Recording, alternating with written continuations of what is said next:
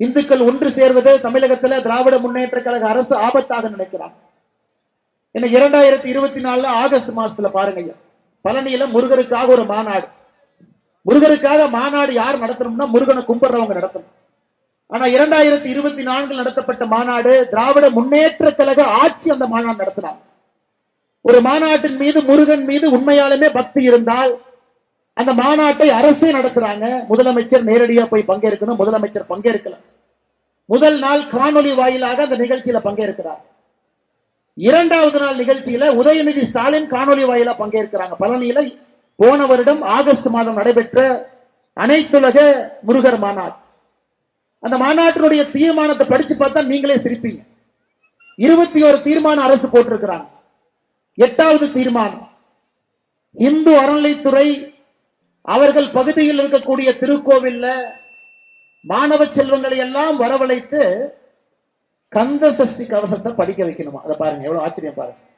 அதாவது 8வது தீர்மானம், இந்து அறநிலைத்துறை கோவில்கள் எங்க இருக்கோ அங்கே மாணவ செல்வங்களை அழைத்து கந்த சஷ்டி கவசம் பாராயணம் பாடுவதற்கு நாம் வாய்ப்படுத்தி கொடுக்க வேண்டும் என்று.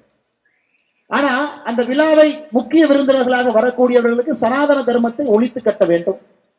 சனாதன தர்மம் என்பது டெங்கு போகும்போது கொசு மாறி அதையெல்லாம் மிதிக்கணும். ஒரு பக்கம் பேசலாம். இன்னொரு பக்கம் இந்துக்களுடைய வாக்கு வங்கி வேண்டும், நம்ம ஆன்டி இந்தி கவர்மெண்ட் சொல்லிடக்கூடாது என்பதற்காக இது போற நாடகம். 2024 ஆகஸ்ட் மாதத்திற்கு பின்பு, இன்னைக்கு சரியா ஒரு வருஷம் ஆகுங்க, ஒரு வருஷம் ஆக போது, முடிய போது. ஒரு வருடத்துல எங்கேயாவது இந்து அறநிலைத்துறை அவர்களாக மாணவ செல்வங்களை அழைத்து கந்த சஷ்டி கவசம் எங்கேயாச்சும் படிக்க வச்சாங்களான்னு கேளுங்க. மக்களை ஏமாற்றுவதற்காக, மக்களை ஏமாற்றி பிழைப்பதற்காக ஒரு மாநாடு நடத்தி பொய்யான தீர்மானத்தை போட்டி அந்த நேரத்தில் கைத்தட்டு வாங்குவதற்காக இவர்கள் நாடகமாகிக் கொண்டிருக்கின்றார். இதைவிட கொடுமை இன்னொன்று இருக்குதுங்க. செப்டம்பர் 10ஆம் தேதி, வருகின்ற செப்டம்பர் 10ஆம் தேதி பம்பாவில் சபரிமலை ஐயப்பன் இருக்கக்கூடிய பகுதியில கேரள கம்யூனிஸ்ட் அரசு அவங்க ஒரு மாநாடு நடத்துறாங்க. அனைத்துலக சபரிமலை ஐயப்பன் மாநாடு. இது பாருங்க எப்படி இருக்கு. எல்லா திருடர்களும் ஒன்னா சேர்றாங்க. இங்க முருகனுக்கு மாநாடு திராவிட முன்னேற்ற கழகம். சபரிமலை பம்பையில இந்த செப்டம்பர் 10ஆம் தேதி சபரிமலை ஐயப்பனுக்கு மாநாடு நடத்துவது கம்யூனிஸ்ட் அரசு. கம்யூனிஸ்ட் அரசு. கேரளாவில் இருக்கக்கூடிய பாரதிய ஜனதா கட்சியும் அங்க இருக்கக்கூடிய நம்முடைய இந்து சொந்தங்களும் ஒரே வார்த்தை தான் சொன்னாங்க, மாநாடு நடத்துறதே தப்பு.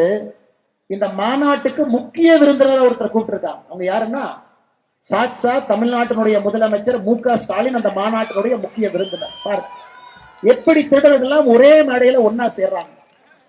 அங்கே சொன்னார்கள், மு.க. ஸ்டாலின் அவர்கள் கேரள மண்ணில செப்டம்பர் 10ஆம் தேதி காலை வைப்பதற்கு நாங்கள் விட மாட்டோம். எங்களை தாண்டி எங்களின் மீது நடந்து இந்த சபரிமலை மாநாட்டினுடைய மேடை பந்தலுக்கு தமிழ்நாட்டினுடைய முதலமைச்சர். காரணம் என்னன்னா, சனாதன தர்மத்தை பற்றி நான் பேசியதும் தவறு, விநாயகர் சிலையை நாங்கள் எங்களுடைய தந்தையார் அவங்கள உடைச்சதும் தவறு, என்னுடைய மகன் சனாதன தர்மத்தை பற்றி பேசியது தவறுன்னு சொல்லிட்டு நீங்க மேடை ஏறுங்க, இல்லாட்டி எங்களின் மீது நீங்கள் ஏற வேண்டி வரும். எப்பவுமே இந்த திராவிட கட்சிகளை பொறுத்தவரை எதிர்த்து நின்னீங்கன்னா ஓடிடுவாங்க. நாம பவ்யமா சாதாரணமா அமைதியாக நிற்கும் வரைக்கும் தான் நம்ம மேல ஏறி நிற்பாங்க. உடனே மு.க. ஸ்டாலின் அவர்கள் பெல்கி அடிச்சு இவரா செப்டம்பர் 10ஆம் தேதி தமிழ்நாட்டில் அரசு நிகழ்ச்சி இவரே அவருக்கு ஏற்படுத்தி கொண்டு, அன்னைக்கு நான் பிஸியா இருக்கேன், என்னால வர முடியாது, எனக்கு பதிலாக பிடிஆர் அவர் அனுப்பி வைக்கிறேன். இன்னைக்கு தமிழ்நாட்டில் நம்ம அண்ணன் பிடிஆர் பழனிவேல்ராஜன் அவர்கள் தான் பக்கரா, கோயில் ஆடு வெட்டுமா பிடிஆர் அனுப்பு, எப்படி இருந்தாலும் 2026 அந்த ஆட்டு அனுப்புறது தான். ஆனா இன்னைக்கு பிடிஆர் அவர்களை பொறுத்தவரை அவர் இன்னைக்கு அந்த மாநாட்டுக்கு செப்டம்பர் 10ஆம் தேதி பம்பைக்கு போறாரு. என்ன ஆகுதுன்னு எனக்கு தெரியாது. அவர் இவரே ஸ்கேப் இவரை கோர்த்து விட்டார். எதற்காக இதெல்லாம் சொல்லுகின்றேன் என்றாலுங்க, நமக்கு பக்கத்து மாநிலத்துல எப்படி அரசியல் இருக்கிறது என்பதையும் நாம் உணர்ந்து கொள்ள வேண்டும். இன்னைக்கு இந்துக்கள் எல்லாம் ஒருங்கிணைந்து விட்டார்கள், வலிமையடைந்து விட்டார்கள்.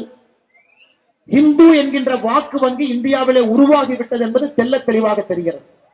அதை நோக்கி ஒரு அரசியல் கட்சியும் படையெடுக்கிறாங்க, வேஷம் போடுறாங்க, மாநாடு நடத்துறாங்க. இன்னைக்கு மதுரையில எத்தனையோ பேர் மாநாடு நடத்திட்டாங்க. சமீபத்தில் யாரு மாநாடு நடத்தினாங்கன்னு உங்களுக்கு தெரியும். ஆனா மதுரையிலே எத்தனை மாநாடு நடத்தினாலும் சரித்திரத்திலே இந்து முன்னணியினுடைய முருகர் மாநாடு மட்டும்தான் நிற்கும். கட்டுக்கு லட்சக்கணக்கான மனிதர்கள் மாநாடு நடைபெறுவதற்கு முன்பு வந்து ஆறுபடை முருகனையும் தரிசனம் செய்துவிட்டு போயிருக்கிறாங்க. அன்னைக்கு மட்டும் குறைந்தபட்சம் 7.5 லட்சம் பேர் மாநாட்டுக்கு வந்து பார்த்துட்டு அமைதியாக அவங்களே வீட்டுல கிளம்பி. ஆச்சரியம் பாருங்க, இந்து முன்னணி நடத்தக்கூடிய முருகர் மாநாட்டுக்கு எல்லாம் தமிழ்நாட்டை பொறுத்த வரைக்கும் அரசியல்வாதிகளுக்கு பெருமை என்னன்னா, தீபாவளிக்கு பொங்கலுக்கு ஒரு நடிகருடைய படம் ரிலீஸ் ஆனா 100 கோடி வசூலாச்சா, 50 கோடி வசூலாச்சா. தீபாவளிக்கு பொங்கலுக்கு டாஸ்மார்க்ல எவ்வளவு வசூலாச்சு. ஆனா முருகர் மாநாடு நடத்தப்பட்ட மதுரையில அங்க சுத்தி இருக்கக்கூடிய டாஸ்மார்க் கடையில ₹1 கூட வருமானம் அதிகரிக்கவில்லை. என்ன சொல்றாங்க? எப்படிப்பட்ட கூட்டம் நம்மோடு இருக்கின்றார்கள், எப்படிப்பட்ட மனிதர்கள் நம்மோடு இருக்கின்றார்கள். இதெல்லாமே பாடம். தமிழகத்தில் இருக்கக்கூடிய அரசியல்வாதிகளுக்கு, நிறைய அரசியல் கட்சிகளுக்கு இது ஒரு பாடம். கட்டுக்கோப்பாக இந்து மக்கள் எப்படி இருப்பார்கள், அவருடைய நடவடிக்கை எப்படி இருக்கும் என்பதற்கு நல்ல ஒரு பாடம். அவங்களே மாநாடு முடிச்சுட்டு ஒரு மாநாடு நடத்துனீங்க, 1 லட்சம் சேர் போட்டீங்கன்னா குறைந்தபட்சம் ஒரு 600-700 சேர் உடையும், 1000 சேரே உடையும். இந்த மாநாட்டில் அவ்வளவு லட்சக்கணக்கான சேர் போட்டு ஒரு சேர் உடையல. மக்களே வந்து சேர் எடுத்து வச்சுட்டு போறாங்க, மக்களே அதை சுத்தம் பண்ணிட்டு போறாங்க. வீட்டுல கட்டு சாதத்தை கட்டி விட்டு வந்து அவர்களே சாப்பிட்டு பொறுமையா போறாங்க. இது போன்ற ஒரு ஆட்சியாளர்களுக்காக, ஆட்சிக்காக தமிழகம் காத்திருக்கிறது. ஆட்சியாளர்கள் எப்படிப்பட்டவர்கள் வர வேண்டும், மக்களை எப்படி மதிக்க வேண்டும். மக்கள் எப்படி மதிக்கிறதுனா, இன்னொன்னு சொல்றாங்க, இன்னைக்கு உங்களுடன் ஸ்டாலின் அப்படின்னு அங்கங்க எல்லாம் ஒரு போர்டு வச்சிருக்கிறாங்க, எல்லாம் வாங்க வாங்கன்னு சொல்லிட்டு. இந்த ஹோட்டலுக்கு வெளியே நிப்பாங்கல்ல, அண்ணே வாங்கினே வாங்கினே, தோசை இருக்கு, இட்லி இருக்கு அப்படின்னு. அவங்களே இந்த உங்களுடன் ஸ்டாலின் ஒண்ணு போட்டுட்டு ஆள் இல்லாத கடையில டீ ஆத்துற மாதிரி 4 பேர் டீ ஆத்திட்டு இருக்காங்க. அங்க போய் எந்த அப்ளிகேஷன் கொடுத்தாலும் வேலையெல்லாம் நடக்காதுன்னு உங்களுக்கு தெரியும், எனக்கு தெரியும்.